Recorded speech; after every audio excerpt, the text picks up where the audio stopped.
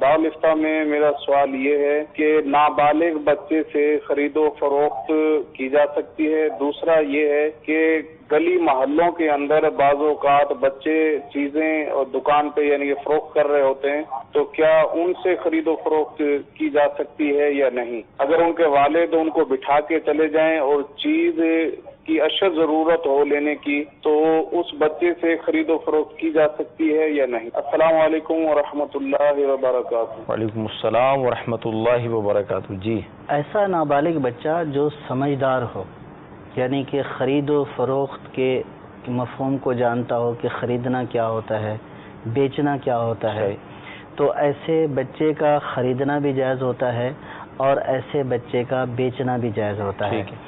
ایسا نابالغ بچہ کہ جو سمجھدار نہ ہو، جس کو یہ نہ پتہ ہو کہ خریدنا کیا ہوتا ہے، بیچنا کیا ہوتا ہے، فقہاء نے یہ فرمایا کہ ایسا نابالغ بچہ کہ یعنی نا سمجھ بچہ کہ جو چیز لے اور چیز لینے کے بعد پھر پیسے دے دے اور پھر مطالبہ کرے کہ میرے پیسے مجھے واپس کر دو، تو یہ اس کی نا سمجھی ہے۔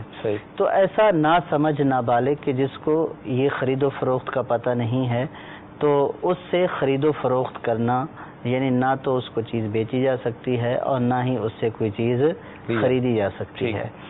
اسی طرح اب اگر کوئی جو ہے شخص اپنی دکان پر اپنے سمجھدار نابالغ بچے کو بٹھا کر گیا اور اب چیز خریدنی ہے تو اس سے خریدنا بالکل جائز ہے، سمجھدار ہے، خرید و فروخت جانتا ہے، تو اس سے چیز خریدنے میں کوئی حرج نہیں ہے، جائز ہے۔